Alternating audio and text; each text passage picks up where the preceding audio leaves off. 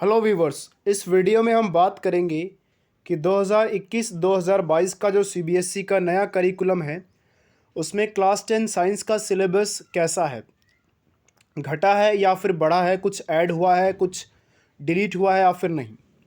तो सबसे पहले हम बात करेंगे कि जो हमारा सिलेबस है साइंस का वो पूरा का पूरा 5 यूनिट्स में डिवाइड किया गया है। और 5 यूनिट्स में से आप देख सकते हैं कि सबसे ज़्यादा जो मार्क्स वाली यूनिट है वो है first unit, chemical substances nature and behaviour. ये 25 नंबर की है। और जो सबसे कम मार्क्स की यूनिट है वो है नेचुरल रिसोर्सेज, जो कि 7 नंबर की है। थ्योरी का एग्ज़ाम आपका 80 नंबर का होगा, बाकी 20 आपको इंटरनल असेसमेंट के मिलेंगे। तो इस वीडियो में अभी हम थ्योरी की बात करेंगे।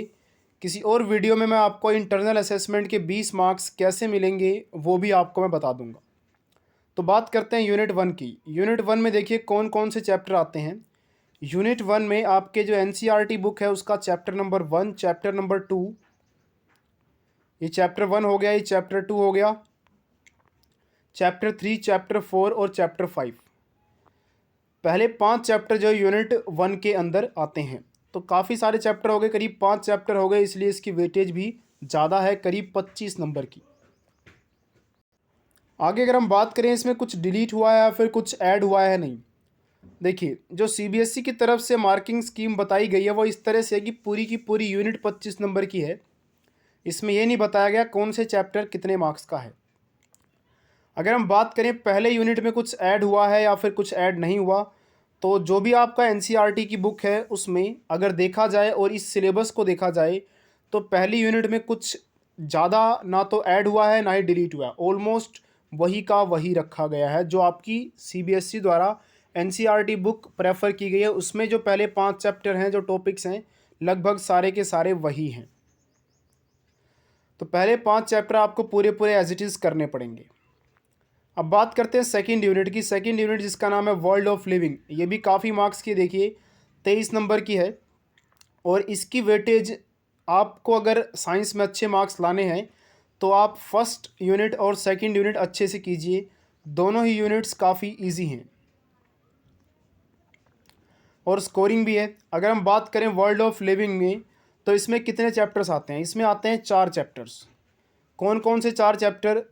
Chapter number 6, chapter number 7, chapter number 8 और चैप्टर नंबर 9। ये 4 चैप्टर हमारी second unit world of living में आते हैं और ये चारों चैप्टर मिलाकर 23 नंबर के हैं, जबकि ऊपर वाली फर्स्ट यूनिट में 5 चैप्टर जो थे वो 25 नंबर के हैं। तो आप समझ सकते हैं कि आप अगर सेकंड यूनिट अच्छे से करते हैं, जिसमें ना कोई न्यूमेरिकल है ना कोई रिएक्शन है, बस आपको चीज़ को समझना है और उसका आंसर लिखना होता है। तो सेकंड यूनिट बायोलॉजी के ऊपर है। अगर आपको बायोलॉजी इंटरेस्टिंग लगती है तो आपके लिए स्कोर करना और भी आसान है, क्योंकि आप उसको इंटरेस्ट से पढ़ेंगे। अब बात करते हैं इसमें कुछ ऐड हुआ है या फिर नहीं हुआ। तो जो सीबीएसई का ये करिकुलम का सिलेबस दिया गया है इसको, और अगर हम एनसीईआरटी बुक को देखें तो इसमें भी कुछ खास ऐड या डिलीट नहीं हुआ है। एज इट इज़ जो हमारी एनसीईआरटी की बुक है उसमें सारे टॉपिक्स लगभग वो कवर है जो यहाँ पे मेंशन किए गए हैं।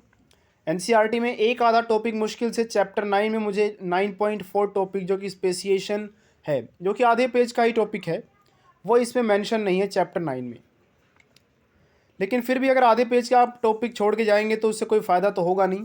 उसको अगर आप पढ़ के जाएंगे तो आपके कॉन्सेप्ट और अच्छे हो जाएंगे, फ्यूचर के लिए आपके काम ही आने वाला है। तो उस आधे पेज के टॉपिक को छोड़ के कोई फ़ायदा नहीं है। और बाकी के चैप्टर्स 6, 7, 8 पूरे पूरे लगभग एनसीईआरटी के सारे कवर्ड हैं। उसके बाद अगर हम बात करें यूनिट 3 जिसका नाम है नेचुरल फिनोमेना, और इसकी बात करें ये करीब 13 नंबर के आसपास की है, 13 या फिर 12 की होगी। एक बार ऊपर देख लेते हैं कितने नंबर की है।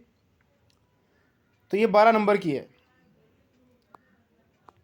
तो जिसको फिजिक्स में इंटरेस्ट है उसके लिए काफ़ी अच्छे चैप्टर हैं दोनों, इस यूनिट में आने वाले चैप्टर्स। थर्ड यूनिट की बात कर रहा हूँ मैं। तो नेचुरल फिनोमेना की बात करते हैं हम। इसमें चैप्टर कौन कौन से, देखिए अगर मैं बात करूँ इसमें चैप्टर्स की तो चैप्टर्स इसमें हैं। तो यूनिट 3 की अगर हम बात करें तो यूनिट 3 में जो है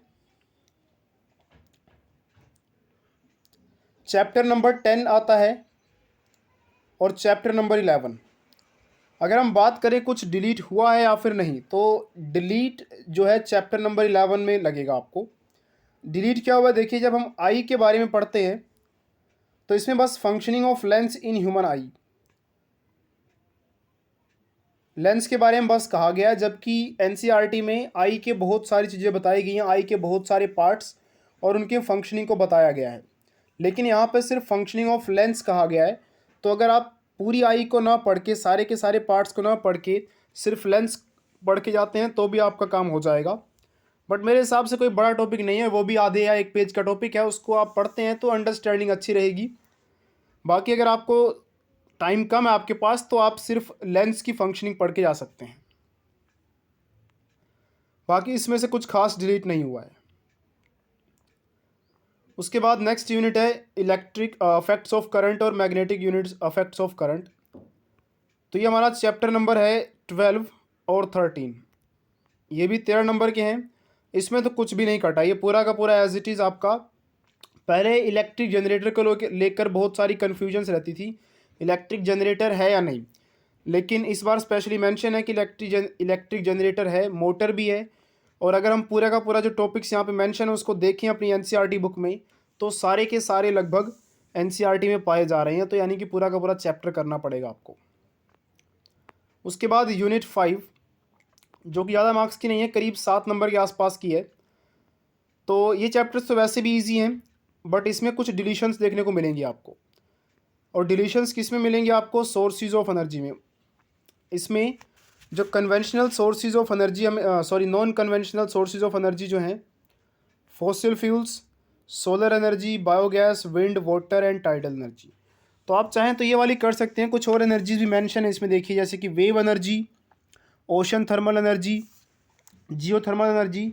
तो इनको आप स्किप कर सकते हैं, ये एनसीईआरटी में मेंशन है बट यहाँ पे मेंशन नहीं है। बट जो यहाँ पे मेंशन है कम से कम वो तो आपको अच्छे से करके जानी है। बट वही बात हो गई फिर से, ये जो टॉपिक्स यहाँ पे नहीं मेंशन है जैसे कि ओशन थर्मल एनर्जी या फिर वेव एनर्जी, ये तो 5-5 लाइन के टॉपिक्स हैं। अगर इनको पढ़ेंगे तो आपका ऑब्वियस है कि नॉलेज बढ़ेगा, छोड़ कोई फ़ायदा है नहीं। यानी कि अगर कोई बड़ा टॉपिक डिलीट होता जो मुश्किल होता या जिसकी कुछ एप्लीकेशंस होती तो छोड़ने का फ़ायदा भी होता। तो इस बार अगर हम बात करें 2021-22 में सीबीएसई करिकुलम में कुछ भी खास साइंस के सिलेबस में क्लास 10 में कुछ खास ऐसा जिसको हम कह सकें कि बड़ा सा कोई चेंज हुआ है या फिर डिलीट हुआ है या फिर ऐड हुआ है, ऐसा कुछ भी देखने को नहीं मिला। अगर आपको फिर भी कोई कन्फ्यूजन रहती है तो आप कमेंट बॉक्स में कमेंट करके अपने डाउट को ज़रूर पूछिए। और साथ ही में डिस्क्रिप्शन के नीचे आपको बाकी सब्जेक्ट्स के जो सिलेबस है, डिलीट हुआ है या फिर नहीं हुआ है, उसके उन सभी वीडियोस के लिंक भी मिल जाएंगे।